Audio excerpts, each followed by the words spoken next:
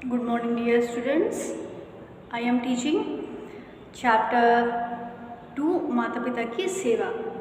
तो कल हमने आपको यहाँ तक बताया था कि श्रवण कुमार की कहानी हम आपको बता रहे थे, और कल हमने यहाँ तक कहानी को पूरा किया था कि श्रवण कुमार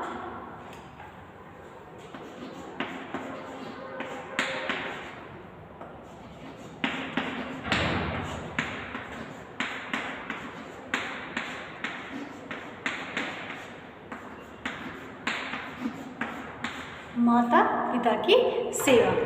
तो इस कहानी में फिर आगे की कहानी हम कंटिन्यू करेंगे।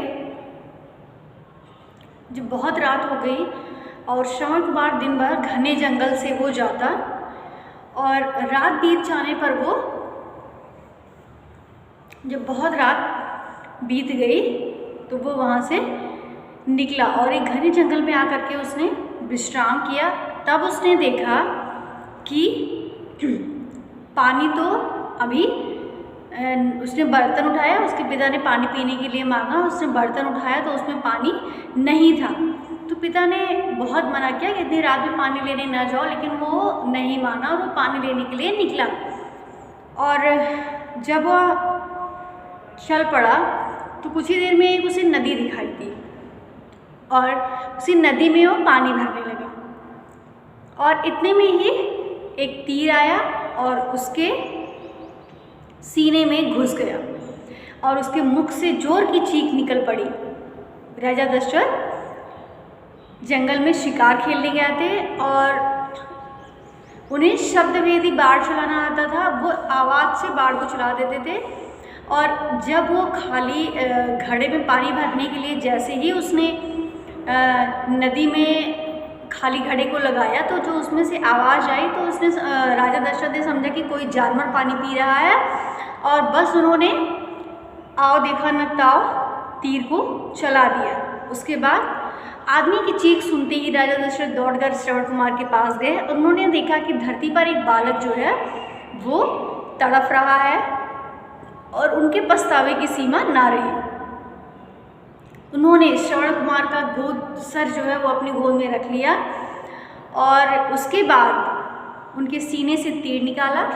श्रवण अपने माता पिता को पुकार रहा था। राजा की आंखों से आंसू बहने लगे और वो बोले, अरे ये क्या हो गया, मुझसे तो बहुत बड़ा पाप हो गया, बहुत बड़ा अनर्थ हो गया है। मैंने तो जानवर समझकर तीर चलाया था, मुझे माफ़ कर दो।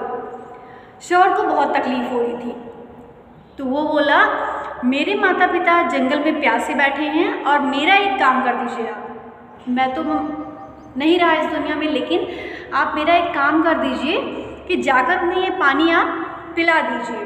तो राजा ने धीरे धीरे श्रवण से ये सारी कहानी सुनी, और उसके बाद उनके ये इतना सुनने के बाद उनके दुख की उनको बहुत पछतावा हो रहा था अपने आप के, मैंने ऐसा क्यों किया।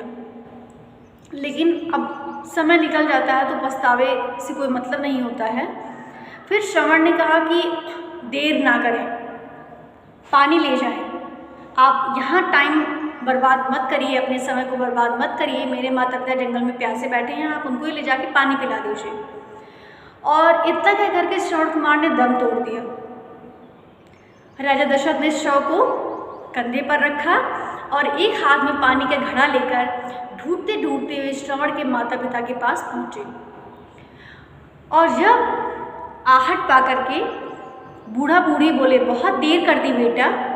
राजा दशरथ चुपचाप खड़े थे और उन्होंने राजा दशरथ ने श्रवण के माता पिता को पानी दे दिया। इतने में बूढ़ा बोलता है, बोलती क्यों नहीं बेटा। फिर श्रवण की माँ ने पूछा, क्या हो गया बेटा, बोलो तभी हम पानी पिएंगे, अगर तुम नहीं बोलोगे तो हम पानी नहीं पिएंगे। इतने में ही राजा दशरथ की आंखों से आंसू बहने लगे, गला उनका कष्ट से रुंधा हुआ था। आखिरकार उन्होंने श्रवण की मौत का समाचार सुना दिया।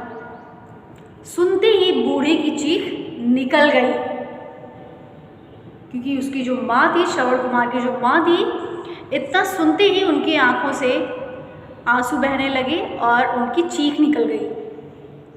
राजा ने बहुत कोशिश किया कि सांत्वना दूँ, उन लोगों को ढाढ़स बंधाने की कोशिश की, लेकिन उन्होंने कहा मैं ही आपका श्रवण हूँ, मैं आपकी सेवा करूँगा।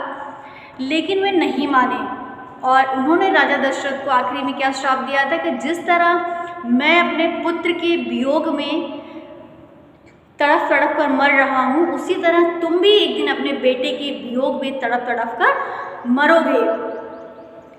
और ये कहते ही दोनों के प्राण निकल गए, उसके माता पिता के प्राण वहीं पर निकल गए।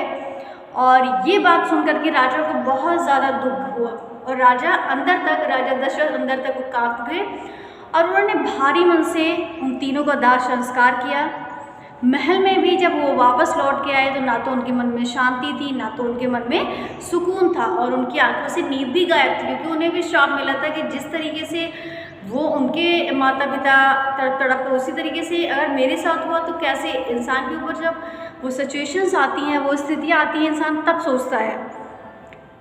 और बहुत सालों बाद जब राम वनवास पे गए, उस समय राजा बहुत दुखी थे, वो बेटे के वियोग में तड़प रहे थे और उनको इस श्रवण के माँ बाप की याद आ रही थी। इस कहानी से हमें क्या शिक्षा मिलती है?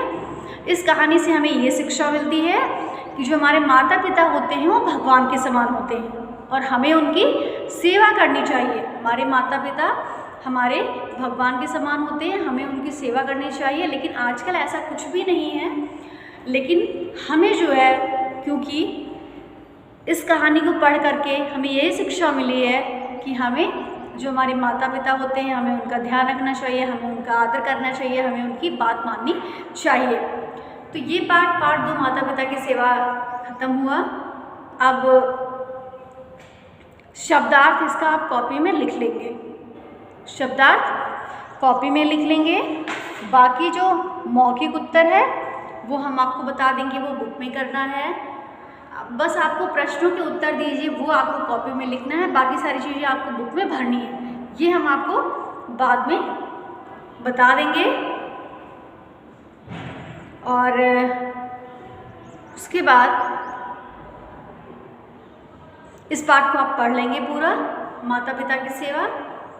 और इस पाठ को पढ़ने के बाद फिर मैं आपको इसका मौखिक उत्तर दीजिए, समझिए और लिखिए, जोड़ा बनाइए, विपरीतार्थक शब्द लिखिए, समानार्थ वाले शब्द लिखिए, मेल कीजिए और प्रश्नों के उत्तर दीजिए। ये सब मैं आपको बताऊंगी। तो ये थी श्रवण कुमार की कहानी माता पिता की सेवा।